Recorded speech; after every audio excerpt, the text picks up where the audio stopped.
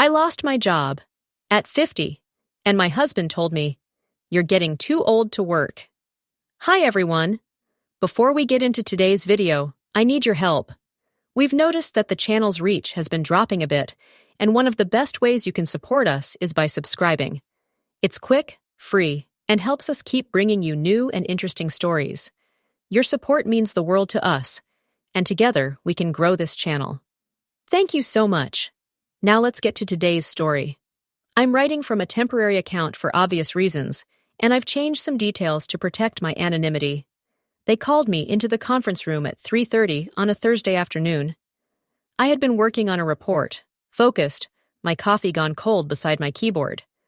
When Jennifer from HR appeared at my cubicle, her smile too bright, too careful, I knew. I have worked long enough to recognize that particular smile. The one that says something bad is about to happen, and the person wearing it wishes they were anywhere else. "Claire, do you have a moment? Mark would like to see you." Mark, the regional manager, not my direct supervisor, not good. I saved my work and stood up, smoothing down my skirt. My hands were already shaking, though I told myself I was being paranoid. Maybe it was about the Henderson account. Maybe they wanted to discuss my performance review. But I knew. Deep down, I knew. The walk to the conference room felt like miles. Jennifer made small talk about the weather, about her weekend plans, and I responded automatically while my mind raced ahead to what was coming. Mark was already there, sitting at the head of the table with a folder in front of him. Another HR person, someone I did not recognize, sat beside him with a laptop. "Claire, please, sit down." I sat. My heart was pounding so hard I could hear it in my ears. "I'll get right to the point," Mark said. And I appreciated that at least, the lack of pretense. "We're restructuring the department. Unfortunately, your position is being eliminated." The words hung in the air. I heard them, understood them, but they felt unreal, like they were happening to someone else. "Effective when?" My voice sounded strange, too calm. "End of business today. We'll provide 2 months severance and continuation of benefits for 90 days. Jennifer has all the paperwork." 23 years. I had worked for this company for 23 years. I had started as an assistant, worked my way up to senior coordinator, had trained half the people in this building. I had given them birthdays and holidays and evenings and weekends, and they were giving me 2 months severance and a box for my desk. "I see," I said, because what else was there to say? The HR person slid papers across the table. Severance agreement, non-disclosure, non-compete. I signed them with a pen that did not quite work, the ink skipping across the page. "You've been a valuable employee," Mark said, and the past tense cut deeper than anything else. "We appreciate your years of service." I nodded, stood, shook his hand, because that is what you do, even when your world is crumbling. Jennifer walked me back to my desk. People looked up, then quickly looked away. They knew. Of course they knew. Office gossip travels faster than email. I packed my things into a cardboard box. Pictures of my children from when they were small, a coffee mug my daughter had given me for Christmas, the small plant I had somehow kept alive for 5 years. It did not take long. 23 years fit into one box. Security escorted me out. Not Jennifer this time, but an actual security guard, as if I might steal something or cause a scene. I walked through the lobby where I had walked every morning for more than 2 decades, and then I was outside, standing in the parking lot, holding my box, blinking in the afternoon sun. I sat in my car for a long time before I could bring myself to drive. My hands gripped the steering wheel, and I stared at the building, at the windows of the office that was no longer mine, and I felt something collapse inside me. This job had been my identity. When people asked what I did, I told them. I was proud of it. I had built a career, had earned respect, had made myself valuable. And now I was nobody. The drive home blurred past. I barely remembered it. When I pulled into the driveway, I sat for another long moment, trying to compose myself, trying to figure out what to say. My husband's car was already there. David had taken early retirement 2 years ago, at 60, with a full pension and no complaints. He spent his days playing golf, meeting friends for lunch, working on projects in the garage that never quite got finished. I found him in the living room, watching television. "You're home early," he said without looking up. "I lost my job." The words came out flat, emotionless. Now he looked at me. "What?" "They eliminated my position. I'm done. As of today." I waited for him to stand up, to come to me, to put his arms around me and tell me it would be okay. I waited for comfort, for support, for any sign that he understood what this meant to me. Instead, he picked up the remote and muted the television. "Well," he said slowly, "maybe it's for the best." "For the best?" I repeated. "You've been working yourself to death for years. Maybe it's time to slow down. Enjoy life a little." "I don't want to slow down. I like working." "You're 52, Claire. You're getting too old to work. Maybe this is a sign that you should retire, like I did." The words hit me like a physical blow. Too old to work, at 52. "I'm not ready to retire," I said, my voice tight. "I need to work. We need the income. We'll be fine. My pension covers the bills. We've got savings." "Your pension covers your idea of fine. What about mine? What about my retirement? What about the fact that I have 10, maybe 15 more working years before I can even draw Social Security?" He shrugged. "So find something part-time. Work at a bookstore or something. Less stress." Work at a bookstore. As if my career, my expertise, my decades of experience meant nothing. "I built my career," I said quietly. "I worked hard. I earned my position. And now it's gone. That's life. Move on." He unmuted the television, and just like that, the conversation was over. I walked upstairs to our bedroom and sat on the edge of the bed. The box from work sat on the floor where I had dropped it, and I stared at it, at the visible evidence of my erasure. Too old to work. The phrase echoed in my head, mixing with everything else. Restructuring. Position eliminated. Valuable employee. Past tense. I looked at myself in the mirror across the room. When had I gotten old? I did not feel old. I felt the same as I had at 30, at 40. Yes, there were lines around my eyes, gray in my hair. Yes, my body was not what it once was, but I was still me. Still capable, still sharp. Wasn't I? Doubt crept in, insidious and cold. Maybe David was right. Maybe I was too old. Maybe companies did not want to hire women my age. Maybe I should just accept this, settle for something smaller, something less. Maybe I should just give up. I did not go downstairs for dinner. David did not come to check on me.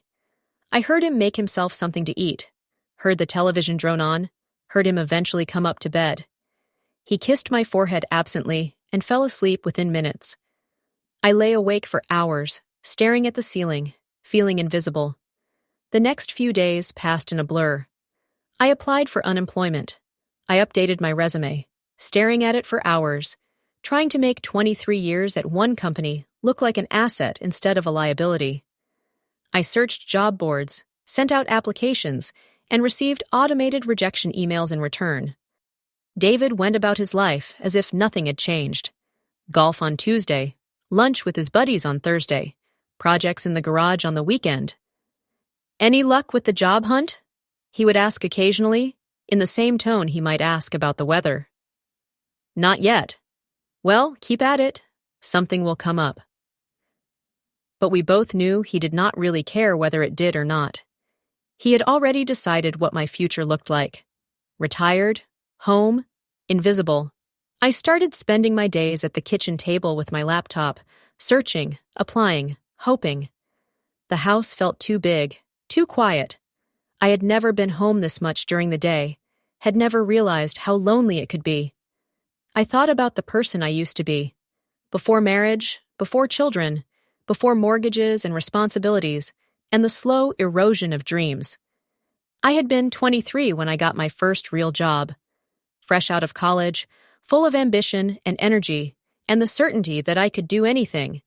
I had worked at a nonprofit, coordinating events, managing volunteers, building programs from nothing.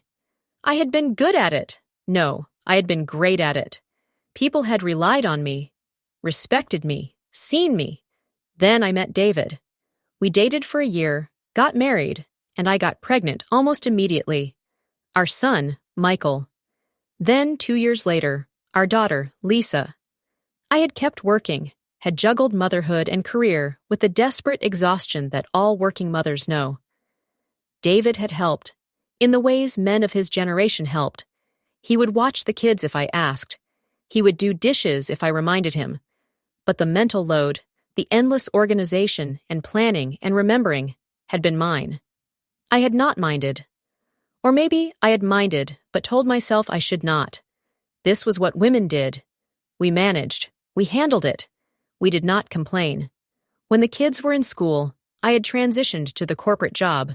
Better pay, better benefits. The hours were long, but we needed the money, and I had been good at it. I had been valuable. Until I was not. 3 weeks after I lost my job, I ran into an old friend at the grocery store. Margaret. We had worked together at the nonprofit back in the beginning, before life had pulled us in different directions. Claire, I thought that was you. How are you? We stood in the produce section, catching up, and when she asked what I was doing these days, I told her. Lost my job. Looking for something new. At our age, it's tough, she said, and I winced at our age, at the implication that we were past our prime. But you know what? I just started my own consulting business. Small stuff, helping nonprofits with fundraising and event planning. It's not big money, but I love it, and I'm my own boss. Your own business? That's amazing. It's scary, she admitted, but also liberating. No one can tell me I'm too old or not worth it, or eliminate my position. If you ever want to talk about it, let me know. I could use someone with your expertise. We exchanged numbers, and I left the store with something I had not felt in weeks. Hope.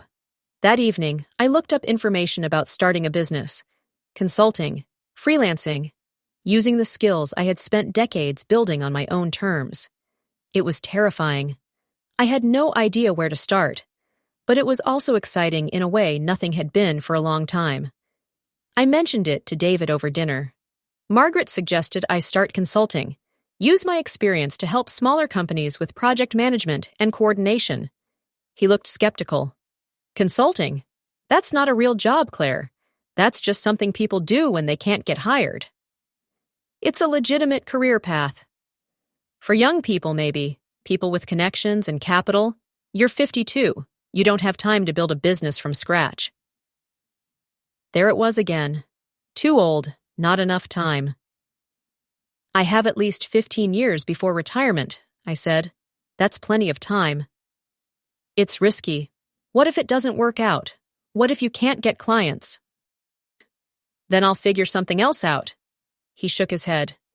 I think you're being unrealistic. But if you want to waste your time, go ahead. His dismissal stung, but it also hardened something in me. I realized, sitting there across from him, that I had been waiting for his permission, his approval, his belief in me. But I did not need it. I called Margaret the next day. We met for coffee, and she walked me through the basics. How to set up an LLC. How to market myself. How to find clients. She introduced me to her network, people who ran small nonprofits and startups, people who needed help but could not afford full-time staff. You have skills people need, she told me. Don't undersell yourself. Don't let anyone tell you you're not valuable. I started small. A one-time project for a local charity, helping them plan their annual gala. Then another project, coordinating a conference for a professional association. Then another. The money was not great at first. Some weeks I made nothing. Some weeks I made a few $100s. But it was mine. I had earned it. And slowly, steadily, it grew. I worked from home, at the kitchen table, building something from nothing. David watched with barely concealed skepticism, making comments about my little hobby, about how I should not get my hopes up. But I was getting my hopes up. For the first time in months, I felt like myself again. 6 months after I lost my job, I had 3 regular clients and a waiting list for new projects. I had business cards and a website. I had testimonials from satisfied clients who praised my professionalism and expertise. I was making almost as much as I had at my old job, and I was doing it on my own terms. One evening, I was working on a proposal when David came into the kitchen. "How's the hobby going?" he asked, and there was something mocking in his tone. I looked up at him, this man I had been married to for 30 years, and I realized something. He did not want me to succeed. It was not about concern for my well-being or worry about our finances. It was about control, about keeping me small and dependent and grateful. As long as I believed I was too old, too worthless, too invisible, he could maintain the balance of power in our relationship. But I was not worthless, I was not invisible, and I was done pretending I was. "It's going well," I said calmly. "Actually, I've been asked to speak at a conference next month about project management for nonprofits." He blinked. "A conference?" "Yes, they're paying me. Not a lot, but it's good exposure. Could lead to more clients." He did not know what to say to that. He mumbled something about dinner and left the room. I went back to my proposal, smiling. The conference was small, maybe 60 people, but I was nervous anyway. I had not done public speaking in years. What if I froze? What if they could tell I was a fraud, a washed-up former employee desperately pretending to be relevant? But when I stood up in front of that room and started talking about project management, about coordination and planning and the skills I had spent decades honing, something shifted. I was good at this. I knew what I was talking about, and people were listening. After my presentation, several attendees came up to talk to me. They asked questions, asked for my card, asked if I was taking on new clients. I drove home that evening, feeling 10 feet tall. David was on the couch when I got home. "How did it go?" he asked, not looking up from the television. "It went well. I got several leads for new projects." "That's nice." "That's nice." As if I had told him I had a pleasant afternoon at the park. I stood there looking at him, at this man who had once been my partner, my best friend, and I realized we had become strangers. Or maybe we had always been strangers, and I had been too busy, too tired, too willing to believe I needed him to notice. "David," I said, "I need to talk to you about something." Now he muted the television. "What?" "I don't think this is working anymore." He frowned. "What's not working?" "Us. This marriage. I don't think we want the same things anymore. I don't think we even like each other anymore." "Where is this coming from?" "It's coming from the fact that when I lost my job, you told me I was too old to work. It's coming from the fact that you have dismissed everything I've tried to do since then. It's coming from the fact that you want me to be small and quiet and out of your way, and I can't do that anymore." "I never said that. You didn't have to say it. You've made it clear in 1,000 small ways." He stood up, his face reddening. "I've supported you. I've let you do your little business. What more do you want?" "Let me," as if I needed his permission. "I want a partner who believes in me, who respects me, who sees me as an equal, and you're not that person. Maybe you never were." "So what are you saying? You want a divorce?" The word hung between us, heavy and frightening, and also, somehow, liberating. "I don't know," I said honestly, "but I know I can't keep living like this, feeling invisible in my own home, feeling like I have to apologize for taking up space." He stared at me, and I could see the calculation in his eyes, the weighing of options, the consideration of consequences. "Fine," he said finally, "if that's what you want." It was not what I wanted. Not exactly. What I wanted was for him to fight for us, to tell me he was sorry, to promise to do better. But I knew he would not. And maybe that was okay. Maybe it was time to stop waiting for him to change and start living for myself. I moved into the guest room that night. We lived like polite roommates for the next few months, while we sorted out the details. Lawyers, assets, the house. It was painful and messy and exhausting, but it was also, in its own way, a relief. I was 53 when the divorce was finalized. I moved into a small apartment downtown, close to coffee shops and bookstores and the energy of the city. It was the first place that had ever been entirely mine. My business continued to grow. I hired an assistant. I raised my rates. I started teaching workshops on project management and leadership. People sought me out for my expertise. They did not care that I was over 50.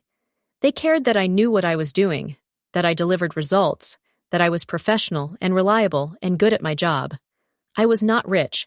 I probably never would be. But I was supporting myself, building something, creating a life that felt authentic and purposeful. My children were supportive once they got over the initial shock of the divorce. Michael told me he was proud of me. Lisa said I seemed happier than I had in years. And I was happy.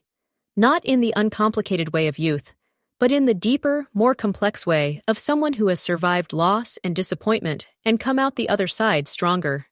One afternoon, almost 2 years after I had lost my job, I was working at a coffee shop when my phone rang. An unknown number. Hello?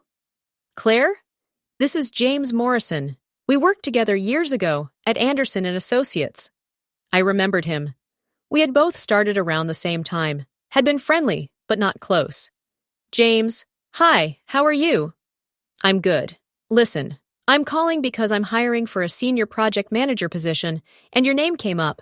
I know you've been doing consulting work, but I wondered if you might be interested in coming back to the corporate world.